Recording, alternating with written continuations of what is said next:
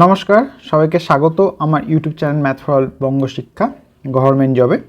তো আজকে আমরা প্রেসি রাইটিং নিয়ে আলোচনা করব। তোমরা একটা সামনে প্রেসি দেখতেও পাচ্ছ, এটা কিভাবে লিখতে হয় এবং কি কি আমাদের নিয়ম ফলো করতে হবে, কিভাবে একটা প্রেসি ভালোভাবে লেখা যায় সেটা আজকে আমরা ডিসকাস করব। এবং আমি এই প্রেসিটা পড়ে কিভাবে লিখব সেটা আমি আমার মতন লিখে দেবো, তোমরা তোমাদের নিজেদের মতন করে সেটাকে তৈরি করতে পারো। এটা অবশ্যই উল্লেখ্য বিষয় যে তোমরা অবশ্যই মাথায় রাখবে যে কত ওয়ার্ডসে লিখতে বলেছে সেই জিনিসটা একটুখানি মাথায় রাখবে এবং বাড়িতে যখন প্র্যাকটিস করবে 150 থেকে 200 ওয়ার্ডের মধ্যে প্রেসি লেখাটাকে একটু প্র্যাকটিস করবে, ঠিক আছে?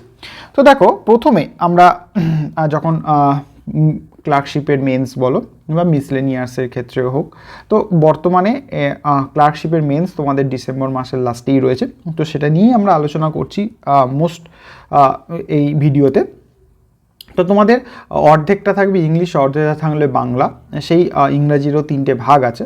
তো সেই 3টে ভাগের মধ্যে একটা এই প্রেসি রাইটিংয়ের কথা আমরা যদি বলি, তাহলে দেখো একটা তোমাকে প্রেসি যখন দিয়ে দেবে, হ্যাঁ, প্রেসিকে আমরা কিভাবে একটা ভালোভাবে বানাবো এবং সেখানে একটা সুটেবল টাইটেলও আমাকে ইউজ করতে হয়। দেখো, যে কোনো প্যাসেজ বা প্রেসি রাইটিংয়ের ক্ষেত্রে আমাদের যে কোনো ওই প্রেসিগুলো মুখস্থ করে চলে যাওয়ার মতন এখানে কিছু নেই। বিভিন্ন মাধ্যম থেকে তোমরা পাবে এই প্রেসি পড়ো, ওই প্রেসি পড়ো, সেই প্রেসি পড়ো, না, আমার দরকার নেই সেই প্রেসিগুলো পড়া।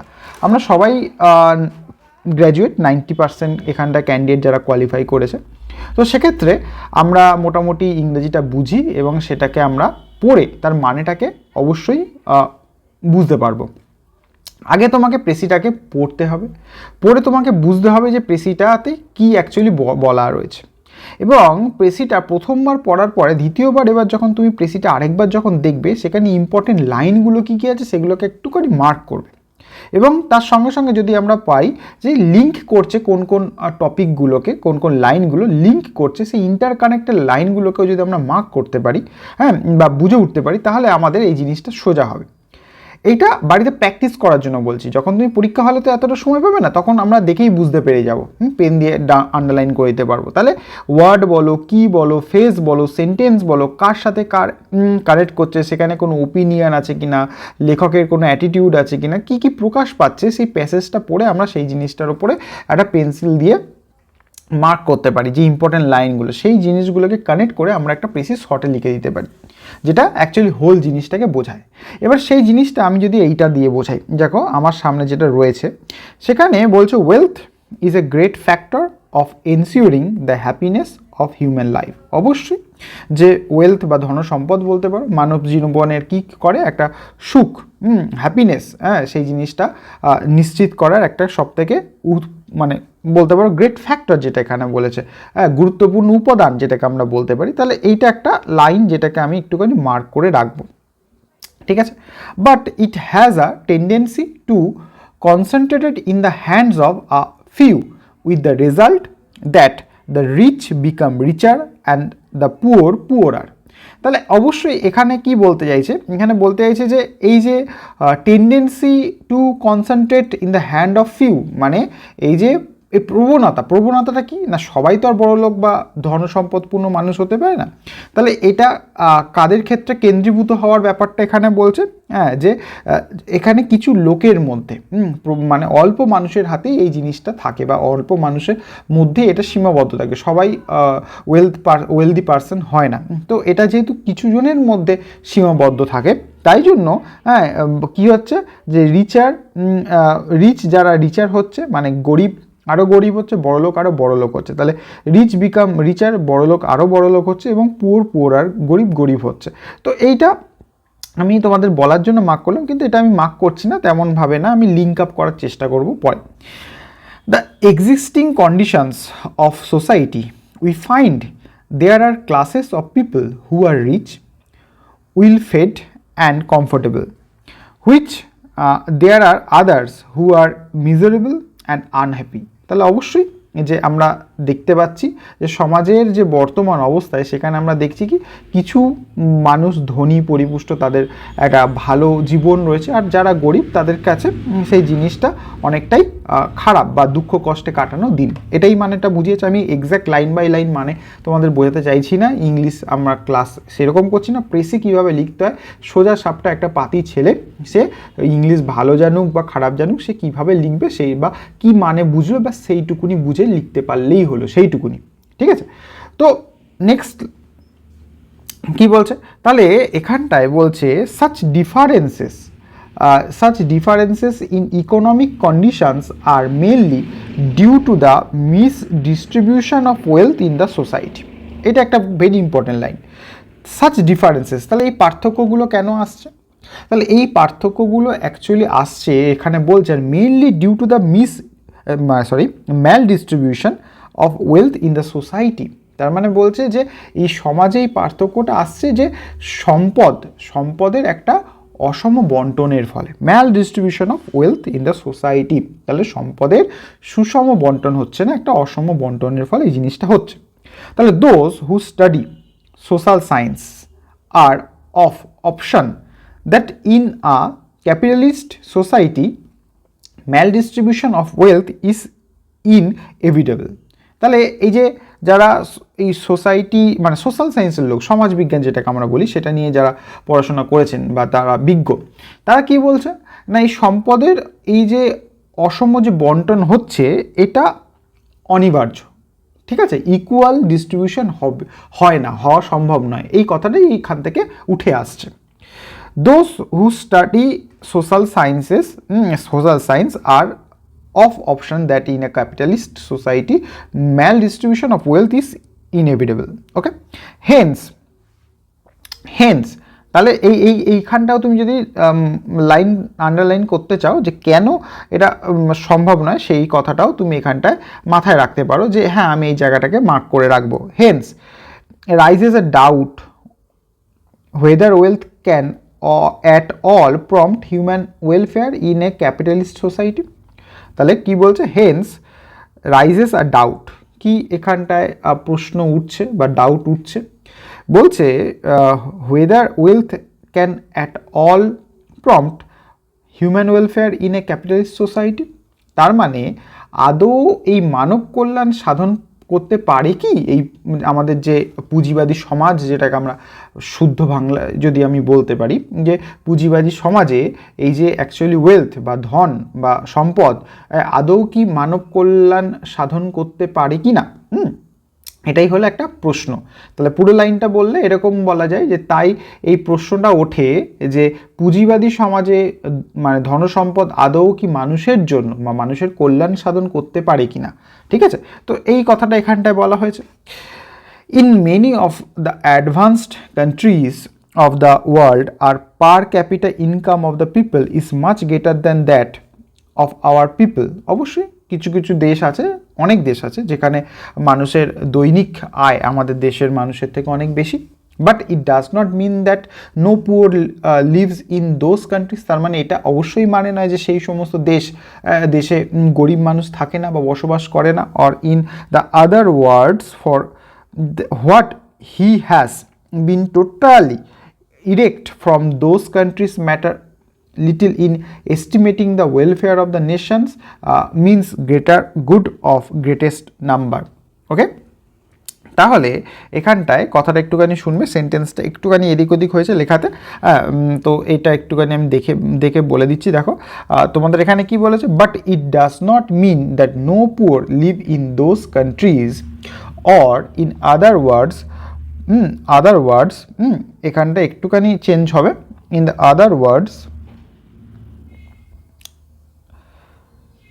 এটা ফর হোয়াট হি না, এখানে পভার্টি হবে। ওকে, পভার্টি হ্যাজ বিন টোটালি, এটা হবে টোটালি ইরাডিকেটেড। ঠিক আছে, eradicated. Okay, the poverty has been totally eradicated from those countries. Okay, from those countries. এখানটায় একটা লাইন মিস হয়েছে, আমি লাইনটা লিখে তোমাদের বলে দিচ্ছি। তাহলে এখানটায় বলছে individual fortune matters little in estimating, এখান থেকে ঠিক আছে, দেখো little in estimating the welfare of a nation, of a nation, of the nation না, of a nation, okay, full stop. এবারে হবে human welfare in its proper sense means greater good of the greatest number। তো এটা হলো পুরো complete প্রেসিটা, ওকে। তাহলে last দুটো line একটুখানি মিসম্যাচ হয়ে গেছিলো, তো এই জায়গাটা একটুখানি দেখে নাও। তাহলে এখানটায় কি বলছে, but it does not mean no poor lives in those countries or in the other words poverty has been totally eradicated from those countries matter little in estimating, এই জায়গাটা ভুল আছে, এই জায়গাটাকে আমি কেটে তোমাদেরকে ঠিক করে দিলাম। দোজ কান্ট্রিজ পরে ফুল স্টপ হবে, ঠিক আছে। তো দোজ কান্ট্রিজ, তারপরে আমি তোমাদেরকে এখানটায় লিখে দিয়েছি eradicated from the those countries, full stop, এখান থেকে কাটা হবে। তাহলে এইখান থেকে শুরু হচ্ছে individual fortune matters little in estimating, okay. এস্টিমেটিংয়ের পর থেকে এখান থেকে হচ্ছে estimating the welfare of a nation হয়ে গেল, তারপরে কেটে দিয়েছি human welfare in its proper sense means greater good of the greatest number, okay. তার মানে অন্যভাবে আমরা কি বলতে পারি, যে কারণে কিছু মানুষ যেখানে দরিদ্র তার দেশের সামগ্রিক কল্যাণের মূল্যায়নে খুব বেশি প্রভাব ফেলে না, কারণ জাতীয় কল্যাণের প্রকৃত অর্থ কি না, সর্বাধিক সংখ্যক মানুষের সর্বাধিক মঙ্গল, ঠিক আছে। এই হলো অ্যাকচুয়ালি কথাগুলো। এবারে তাহলে একটা সোজাভাবে তোমাকে একটা হেডিং দিতে হবে। তাহলে সোজাভাবে একটা তুমি যদি হেডিং ক্রিয়েট করতে পারো, তাহলে সেই হেডিংটাকে আমরা কিভাবে লিখব, তাহলে সেই হেডিং দেখো আমি সোজাভাবে বলার চেষ্টা করছি, খুব বেশি বিজ্ঞ ইংলিশ লেখার মতন আমরা এখানে ডিসকাস করছি না, সিম্পল সাধারণভাবে পড়ে একটা মানুষ কীভাবে লিখতে পারে সেটা নিয়ে আলোচনা করছি, ঠিক আছে। যে নিদার আমি একটা ইংলিশের প্রফেসর না, আমি ইংলিশের টিচার, কোনো ক্ষেত্রে আমি সেই জিনিসটা বলছি না, আমি জাস্ট তোমাদেরকে হেল্প করার জন্য কীভাবে একটা সাধারণভাবে লিখে আসতে পারে, কারণ প্রচুর স্টুডেন্টের ডাউট থাকে যে কতটা ভালো লিখলে কতটা নাম্বার পাওয়া যাবে, তো সেটা নিয়ে থাকে। আমিও লিখেছি, পেয়েছি নাম্বার, যথেষ্ট ভালো দিয়েছে, কোনো সমস্যা থাকে না। ইংরাজিতে ঠিকঠাক মতন লিখতে পারলে 40 পাওয়াটা 50-এর মধ্যে খুব একটা ডিফিকাল্ট কাজ নয়, ঠিক আছে। তো এই জিনিসটার জন্য আমি তোমাদেরকে জাস্ট হেল্প করার জন্য এই জিনিসটা বলছি। দেখো তাহলে এইটা থেকে আমি এই টপিক থেকেই আমি হেডিংটা তুলে নেব, অত মাথা ঘামানো কোনো প্রয়োজন পড়ছে না বর্তমানে। প্র্যাকটিস কিভাবে করতে হয়, প্র্যাকটিস করার পরে তুমি যখন টপিকগুলো নিয়ে অবগত হয়ে যাবে, টপিকগুলো করতে করতে একটা মাথায় একটা আইডিয়া চলে আসবে, তখন অলরেডি তোমার মাথায় ভালো ভালো হেডিং চলে আসবে। তো আমি এখান থেকে সোজা যদি বলি, আমি এখান থেকে বলতে পারি যে ম্যাল ডিস্ট্রিবিউশন অফ ওয়েলথ, এরকমভাবে আমি একটা হেডিং দিয়ে দেবো, ঠিক আছে। ম্যাল ডিস্ট্রিবিউশন অফ ওয়েলথ, আমি এই হেডিংটা দিয়ে দিলাম, ম্যাল ডিস্ট্রিবিউশন অফ ওয়েলথ, ঠিক আছে। এইটা নিয়ে আমার টপিকটা কি, ঠিক আছে। তো সম্পদের কীরকমভাবে বন্টন হচ্ছে, সেটা অসম বন্টন হচ্ছে, এটা আমরা বলছি। তাহলে এটাকে যদি আমরা ছোটোভাবে লিখতে পাই, তাহলে কি বলছি, তাহলে আমরা বলতে পারি ইন দ্য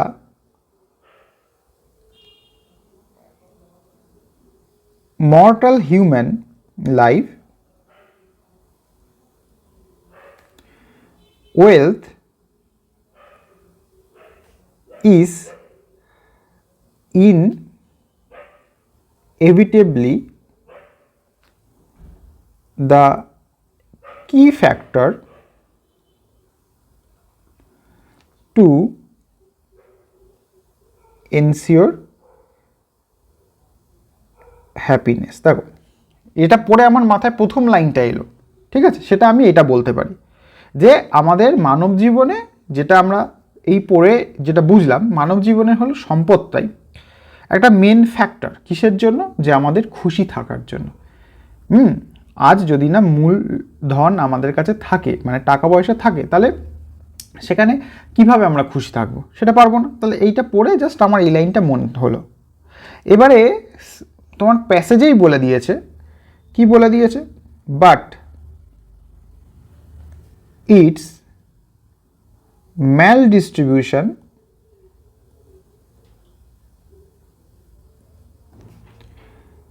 কি রেজাল্টস করে, results in a division of rich and poor in a capitalist society. দেখো, তাহলে কথাটা আমরা এখান থেকে পেয়েছিলাম যে এই যে ম্যাল ডিস্ট্রিবিউশন সেটা কি তৈরি করছে, সেটা কি ফল দিচ্ছে, যে ডিভিশন করছে কার মধ্যে, বড় লোক এবং গরিব লোক। সেটা আমরা এখান থেকে প্যাসেজ থেকে যেটা পেয়েছি সেটা তুলে জাস্ট বসিয়ে দিচ্ছি, আমি কিন্তু কোনো মাথা খাটাচ্ছি না, ঠিক আছে। তাহলে capitalist society where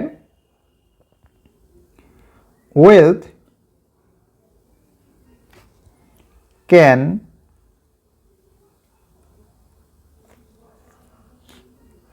hardly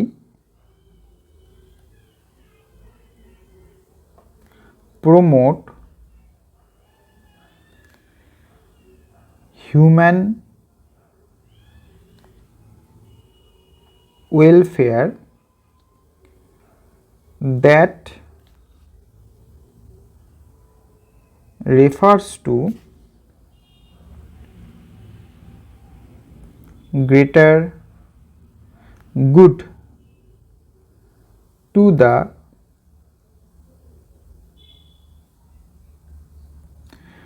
greatest number and it is a parameter to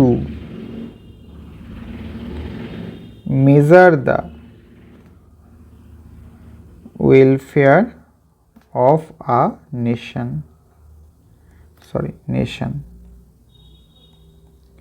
ওকে, তাহলে দেখো কি লিখলাম, তাহলে বলছি but it's maldistribution results in a division of rich and poor in a capitalist society where wealth can hardly promote human welfare that refers to greater good to the greatest number and it's a parameter to measure the welfare of our nation. ঠিক আছে, তাহলে এই কথাগুলোই যেটা আমার এখান থেকে আমি মার্ক করেছিলাম, সেখান থেকে জাস্ট দেখো আমি সেই জিনিসটাকে তুলে দিয়েছি। দেখো এই লাস্টে দেখো, human welfare in its proper sense means greater goods of the greatest number. Okay, তাহলে সেই জিনিসটাই আমি আমার এখান থেকে জাস্ট আমি যে প্রেসিটা তোমাদের সামনে পড়লাম সেটা থেকেই তুলে আমি এই জিনিসটাকে লিখে দিলাম। ওকে, তো এখানে ওয়ার্ড সংখ্যা দেখতেই পাচ্ছ, খুবই মিনিমাম আমি লেখার চেষ্টা করেছি।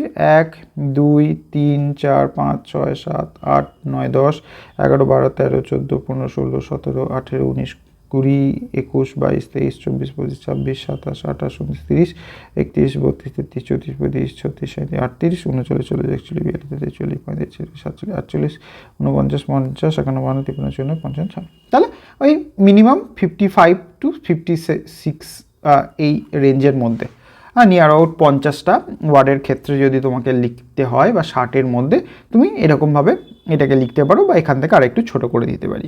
ঠিক আছে, তো আমার জাস্ট এইটার মাধ্যমে এটাই বলা ছিল, বেশি মাথা ঘাটানোর কিচ্ছু নেই। জিনিসটা পড়বে, একটা টপিক তোমার মাথায় আসবে যেটার আমরা হেডিং দিতে পারি, এবং সেটার মধ্য থেকেই যে লিঙ্ক থাকে যেন সেই ধরনের সেন্টেন্সগুলো একটা অপরটার সাথে ইন্টারকানেক্ট করেও আমরা একটা প্রেসি তৈরি করতে পারি। এইভাবে তোমরা বাড়িতে প্রেসিগুলো লেখা স্টার্ট করো, আস্তে আস্তে এটা অনেক সুন্দর হয়ে যাবে। এটা সুন্দর হয়ে যাবে। আমি বলছি বেসিক জিনিসগুলো এইভাবে না স্টার্ট করে তুমি সুন্দরভাবে তৈরি করতে পারো। প্রথমে যদি ভাবে আমি খুব সুন্দরভাবে ভাষা দিয়ে একটা জিনিস লিখবো, সেটা কখনোই সম্ভব না। এরকমভাবে আগে প্যাসেজ থেকে তুলে তুলে লিঙ্ক আপ করে সুন্দর করে সেন্টেন্স বানানো শিখে যাবে। একটু প্র্যাকটিস করতে সবাই আমরা জানি, শুধু 2-4 দিনের প্র্যাকটিসের অভাব, এখনও আমাদের অনেকটা সময় হাতে রয়েছে।